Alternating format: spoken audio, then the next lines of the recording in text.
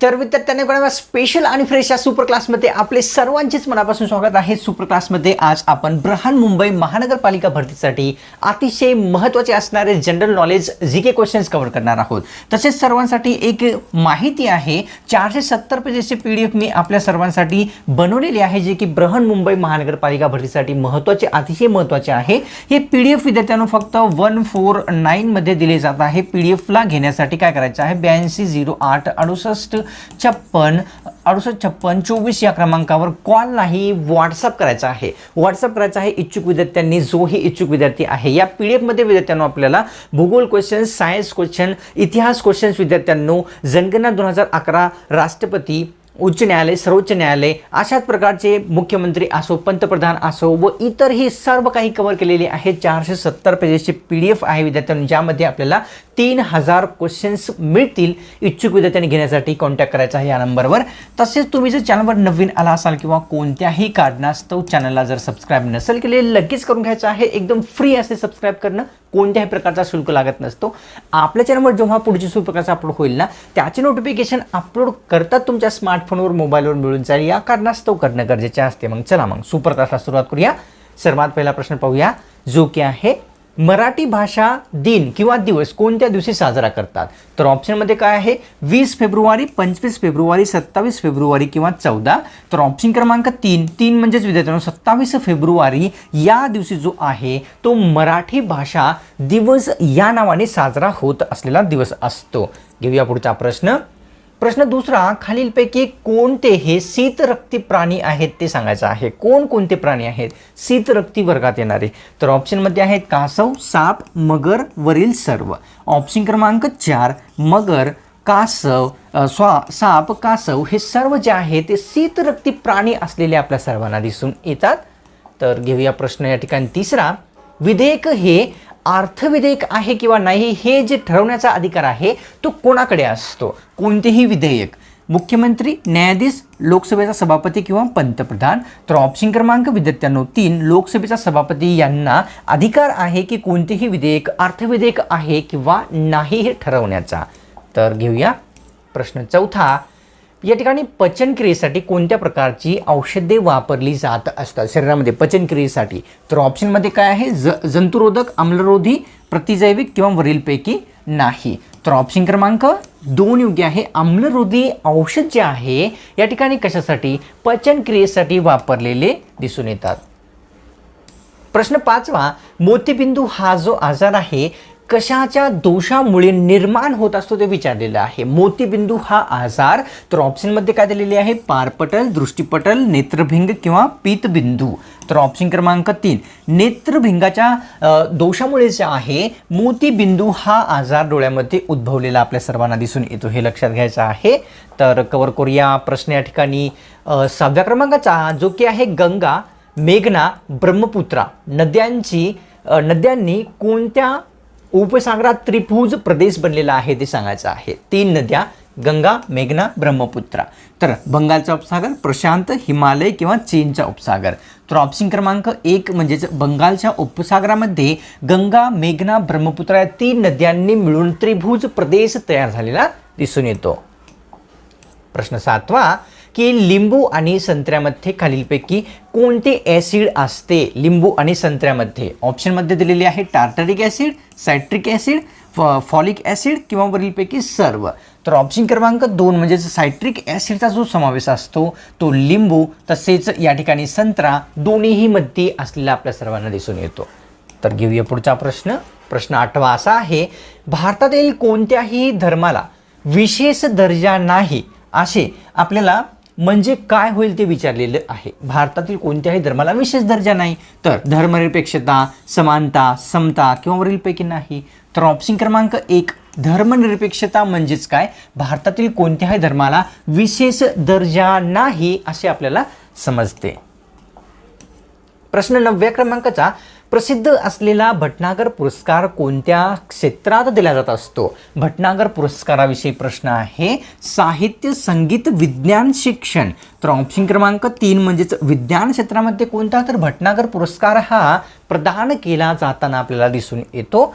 तर घेऊया प्रश्न 10व्या क्रमांकाचा असा आहे, राज्यसभा जरी स्थायी सभागृह असले तरी त्यांच्या सदस्याचा कार्यकाळ हा किती वर्षाचा असतो? सोपा प्रश्न आहे, सर्वांना उत्तर येत असेल, नसेल तर कव्हर करूया.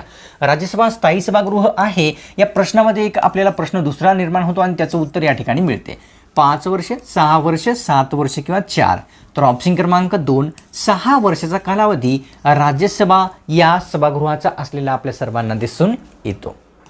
प्रश्न या ठिकाणी 11वा, मासे पाण्यामध्ये कशाच्या साह्याने श्वसन करतात ते आपल्याला सांगायचं आहे. कशाच्या साह्याने श्वसन करतात मासे पाण्यामध्ये? कल्ल्याच्या, परांच्या, फुफ्फुसांच्या किंवा वरीलपैकी सर्व. तर ऑप्शन क्रमांक 1, त्यांच्या कल्ल्यांच्या साह्याने मासे हे पाण्यामध्ये काय करत असतात? तर श्वसन करत असतात. तर घेऊया पुढचा प्रश्न. प्रश्न 12वा असा आहे, जीवाश्म इंधनाच्या ज्वलनामुळे खालीलपैकी कशाचे प्रमाण वाढते? जीवाश्म इंधनाच्या ज्वलनामुळे ऑप्शनमध्ये दिलेली आहे नायट्रोजन, हायड्रोजन, कार्बन डायऑक्साईड किंवा मिथेनचे.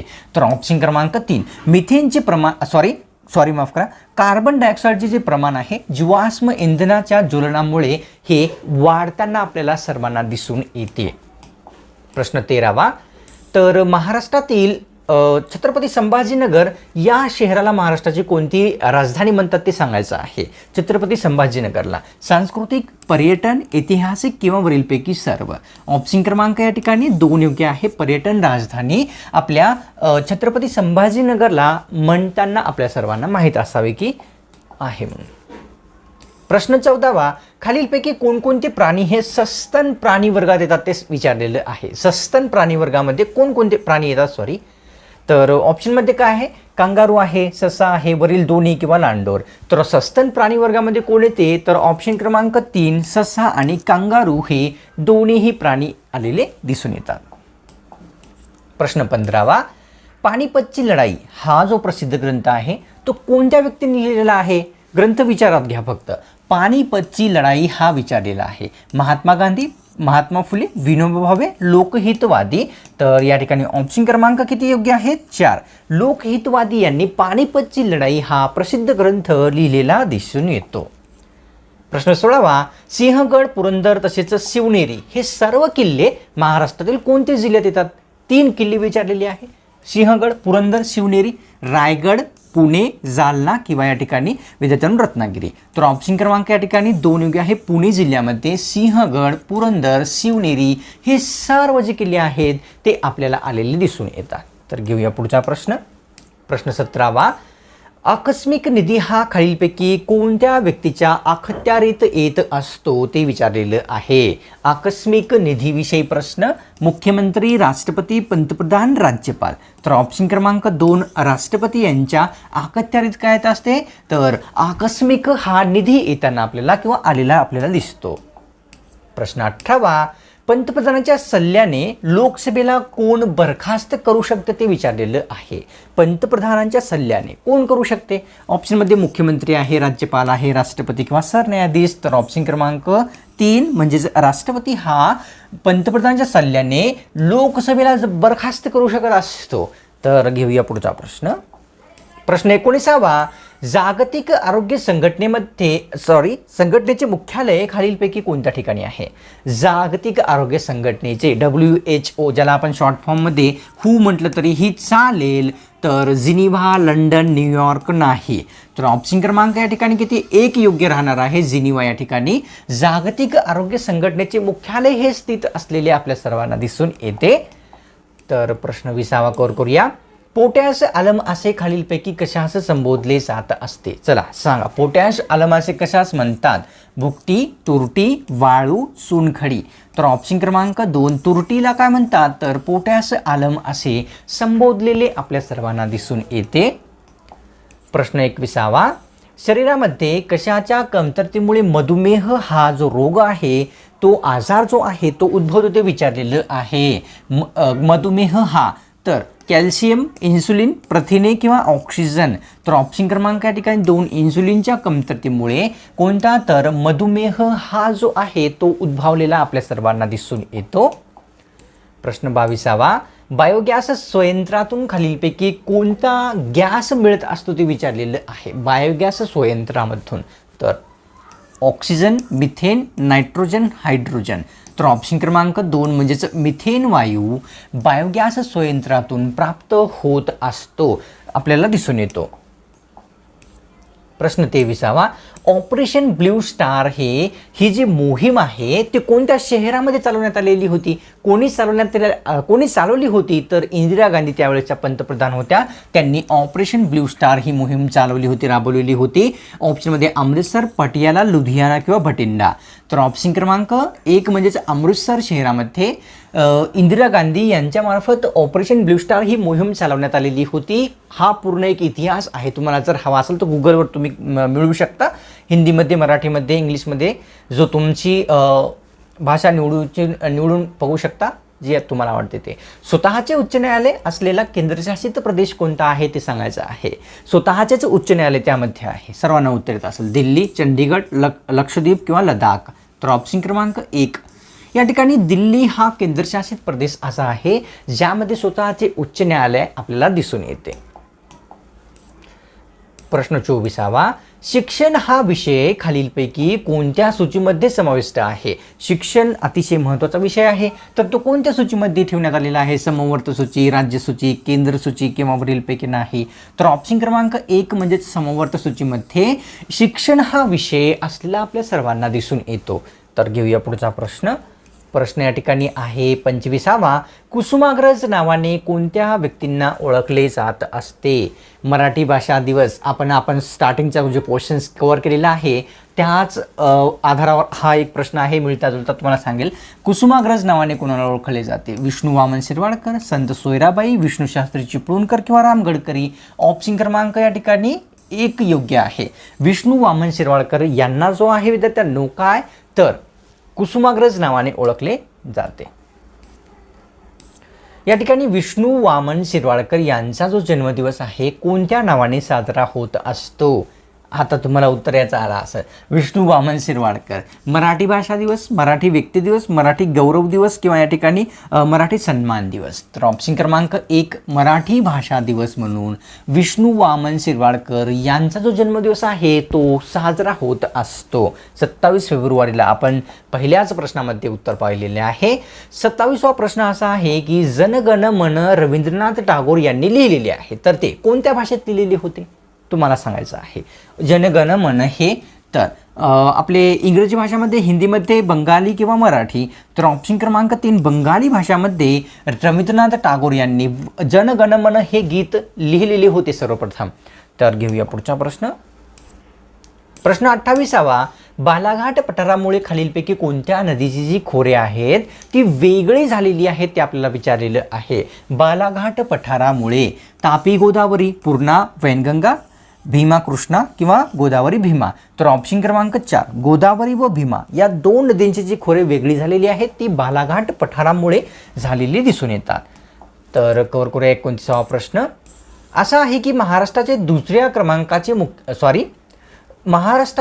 क्रमांकाचे मुख्यमंत्री आपल्याला विचारलेले आहे की कोणते होते? पहिले सर्वांना माहीत असतील, पण दुसरे आपल्याला विचारलेले आहे या प्रश्नामध्ये की कोणते होते.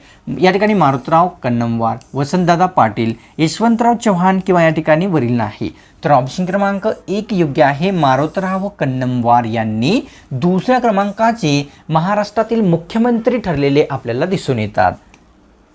कव्हर करूया प्रश्न 30वा.